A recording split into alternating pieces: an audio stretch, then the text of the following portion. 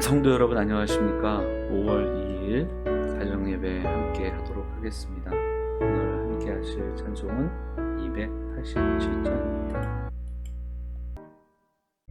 하나님의 말씀 출애굽기 12장 1절로 20절까지의 말씀을 함께 보도록 하겠습니다. 여호와께서 애굽 땅에서 모세와 아론에게 일러 말씀하시되 이 달을 너희에게 달의 시작 곧 해의 첫 달이 되게 하고 너희는 이스라엘 온 회중에게 말하여 이르라. 이달 열흘에 너희 각자가 어린 양을 잡을지니 각 가족대로 그 식구를 위하여 어린 양을 취하되 그 어린 양에 대하여 식구가 너무 적으면 그 집의 이웃과 함께 사람 수를 따라서 하나를 잡고 각 사람이 먹을 수 있는 분량에 따라서 너희 어린 양을 계산할 것이며 너희 어린 양은 흠 없고 1년 된 수컷으로 하되 양이나 염소 중에서 취하고 이달 열 나흘까지 간직하였다가 해질 때에 이스라엘 회중이 그 양을 잡고 그 피를 양을 먹을 집 좌우 문설주와 인방에 바르고 그 밤에 그 고기를 불에 구워 무교병과 쓴 나물과 아울러 먹되 날 것으로나 물에 삶아서 먹지 말고 머리와 다리와 내장을 다 불에 구워 먹고 아침까지 남겨두지 말며 아침까지 남은 것은 곧 불사르라. 너희는 그것을 이렇게 먹을지니 허리에 띠를 띠고 발에 신을 신고 손에 지팡이를 잡고 급히 먹으라. 이것이 여호와의 유월절이니라. 내가 그 밤에 애굽 땅에 두루 다니며 사람이나 짐승을 막론하고 애굽 땅에 있는 모든 처음 난 것을 다 치고 애굽의 모든 신을 내가 심판하리라. 나는 여호와라. 내가 애굽 땅을 칠 때에 그 피가 너희가 사는 집에 있어서 너희를 위하여 표적이 될지라. 내가 피를 볼 때에 너희를 넘어가리니 재앙이 너희에게 내려 멸하지 아니하리라. 너희는 이날을 기념하여 여호와의 절기를 삼아 영원한 규례대로 대대로 지킬지니라. 너희는 이래 동안 무교병을 먹을지니 그 첫날에 누룩을 너희 집에서 제하라. 무릇 첫날부터 일곱째 날까지 무교병을 먹는 자는 이스라엘에서 끊어지리라. 너희에게 첫날에도 성회요 일곱째 날에도 성회가 되리니 너희는 이 두 날에는 아무 일도 하지 말고 각자의 먹을 것만 갖출 것이니라. 너희는 무교절을 지키라. 이날에 내가 너희 군대를 애굽 땅에서 인도하여 내었음이니라. 그러므로 너희가 영원한 규례로 삼아 대대로 이날을 지킬지니라. 첫째 달 그 달 열 나흘 저녁부터 21일 저녁까지 너희는 무교병을 먹을 것이요 이래 동안은 누룩이 너희 집에서 발견되지 아니하도록 하라. 무릇 유교물을 먹는 자는 타국인이든지 본국에서 난 자든지를 막론하고 이스라엘 회중에서 끊어지리니 너희는 아무 유교물이든지 먹지 말고 너희 모든 유하는 곳에서 무교병을 먹을지니라. 아멘. 성도 여러분 안녕하십니까? 5월 2일 가정예배 함께 하도록 하겠습니다. 오늘 본문 출애굽기 12장 말씀인데요.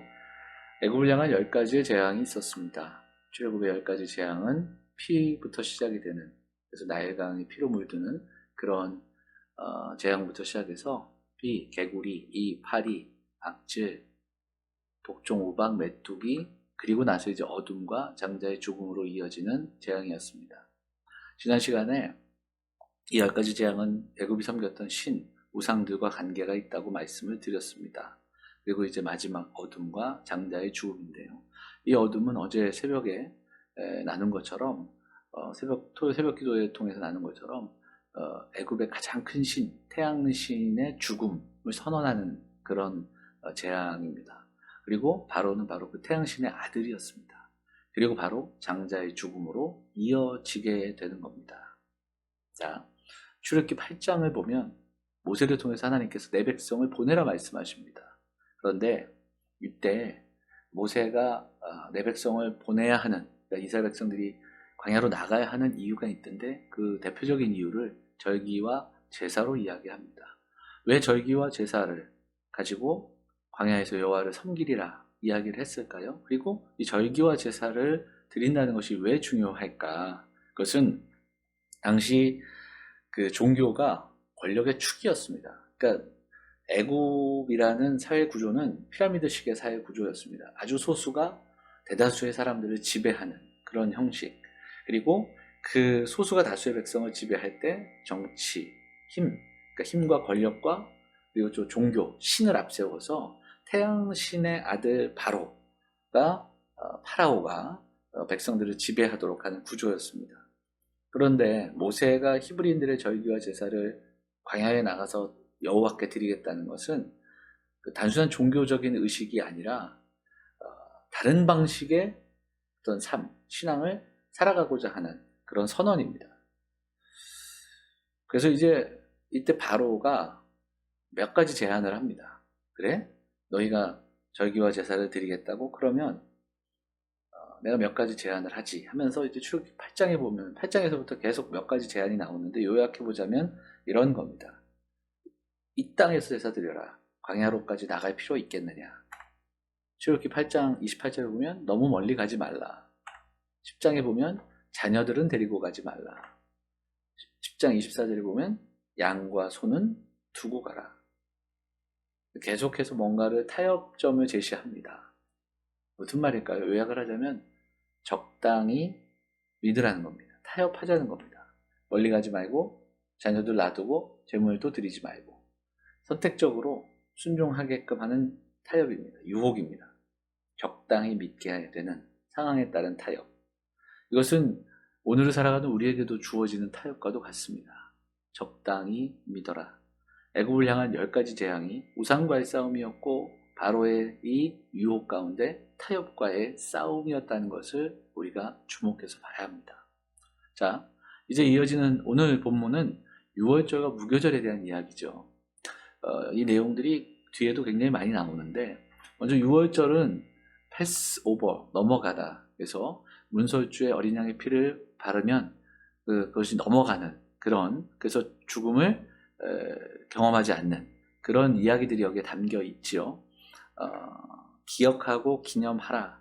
그래서 유월절 그리고 무교절을 말씀하고 계시는 겁니다. 바로의 장자를 비롯해 제국의 권력 속에서 살던 사람들의 장자들이 죽어나갑니다. 다만 하나님의 말씀에 순종해서 어린 양의 피를 바른 그 사람들에게 죽음이 넘어갔습니다. 이 유월절의 사건입니다. 그런데 우리가 좀 먼저 기억해야 할 것이 이 순서입니다. 자, 보시면 기념일을 제정하는데 이 기념일의 제정이라는 것이 일반적인 우리의 삶에서 보면 먼저 사건이 있고 그 사건의 중요함이 있기에 그날을 기념하는 겁니다.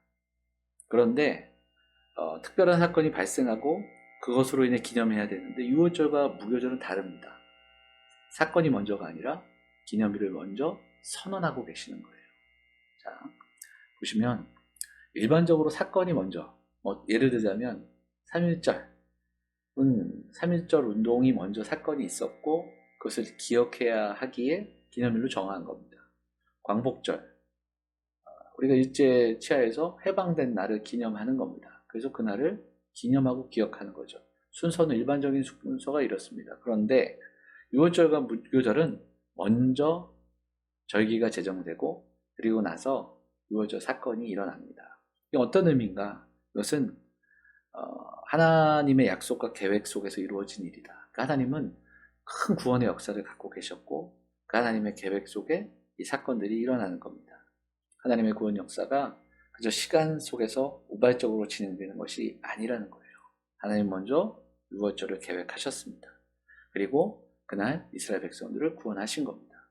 하나님은 장차 이루어질 그 사건을 바라보시면서 유월절을 기념하라고 말씀하시는 겁니다. 하나님의 예정하심에 따라 하나님의 뜻을 따라 하나님의 주권으로 이루어지는 구원의 역사, 그 이야기를 들려주고 있는 겁니다. 한 가지 더 살펴볼 것은 유월절 규례 가운데 가장 핵심은 다른 것이 아니라 바로 어린 양의 피, 희생 제사였다라는 사실입니다. 누구도 예외 없이 죄인으로 전락한 인생의 구원을 위해서 구속의 피가 요청되는 겁니다. 이 사실은 구원의 기본 진리입니다. 예수 그리스도의 어린 양의 피, 예수 그리스도로 말미암아 구원받은 은혜, 이렇게 이어지면서 어린 양의 피는 신약 성경에 갈보리에서 피 흘리신 예수님의 십자가의 보혈입니다. 자, 어린 양의 유월절 어린 양의 피로 말미암아 이스라엘 백성들은 노예에서 자유인이 되었습니다. 이것은 순종을 통해 역사하는 믿음의 능력이다 이렇게 표현하는데요. 그건 무슨 말씀이냐면 믿음의 크고 작음에 따라 구원받은 게 아닙니다. 이스라엘인가 이스라엘이 아닌가로 구원받은 것이 아닙니다. 하나님의 말씀, 오직 하나님의 말씀에 순종한 자들, 문설주에 피를 바른 자들, 그들이 구원을 경험하는 겁니다. 개인의 경건이나 믿음의 분량으로 구원받은 것이 아닙니다. 오직 어린 양의 피가 그들을 구원했다. 이것이 바로 유월절 사건의 핵심입니다. 그리고 그 하나님의 구원을 기억하고 감사함으로 나아가야 하는, 하나님의 구원을 기억하고 소망하는 삶, 인생의 좌표, 삶의 좌표로 찾아야 하는, 그 삶의 좌표가 구원의 기쁨과 감격입니다. 구원하신 하나님을 바라보며 나아가는 것, 이스라엘 구원을 허락하신 그 하나님을 바라보며 순종하며 나아가는 겁니다. 그것이 광야로 나아가는 백성들에게 요구됐던 가장 중요한 사건이고, 유월절은 그것을 기억하고 기념하는 날입니다. 오늘을 살아가는 우리도 마찬가지입니다. 죄의 종된 자, 바로 우리가 예수 그리스도의 은혜로 말미암아 하나님의 백성이 되었습니다. 그리고 하나님의 자녀의 삶을 살면서 죄에서 자유함을 얻게 된 겁니다. 예수 안에서 새로운 삶을 살아가게 하신 겁니다. 그 구원의 기쁨과 감격이 우리 삶의 좌표가 되고, 그리고 그 좌표를 쫓아 기억하고 감사하고 사랑하며 살아가야 되는 겁니다. 오늘 본문 51절은 이렇게 끝이 납니다. 바로 그날에 여호와께서 이스라엘 자손을 그 무리대로 애굽 땅에서 인도하여 내셨더라. 더 이상 애굽의 노예가 아니라 자유인이 됩니다. 그래서 그들은 유월절을 기억하고 기념하는 겁니다. 그 하나님의 은혜가 예수 그리스도를 통해 우리에게 주어졌습니다. 우리가 매주 주일 그리스도의 부활을 기억하고 기념하는 그러한 예배를 합니다. 그리고 구원받은 백성으로 살아가기를 결단하는 겁니다. 오늘도 우리를 위해 일하신 하나님, 구원의 큰 역사를 이루시는 하나님, 우리가 받은 그 구원의 은혜를 기억하고 기대하며 예배하고 또 기도하며 나아가는 사랑하는 영혼의 성도들이 다 되시기를 주의 이름으로 축원을 드립니다. 잠시 기도하겠습니다. 사랑과 은혜가 풍성하신 하나님, 감사합니다. 오늘도 함께 모여 예배하고 또 성도들이 각 가정에서 다시 한번 더 말씀 붙들고 기도할 수 있도록 인도하시니 감사드립니다. 여러 가지로 힘들고 어려운 상황이지만 삶의 무게에 눌리지 않게 하시고 견뎌내게 하시고 이겨낼 수 있는 믿음과 용기를 허락하여 주옵소서.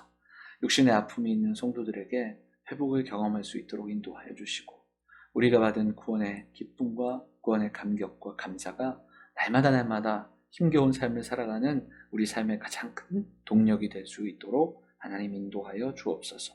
살아가면서 하나님의 은혜, 구원의 기쁨, 구원의 감격을 잊지 않고 살아가는 우리 영암의 성도들이 다 될 수 있도록 인도하여 주옵소서.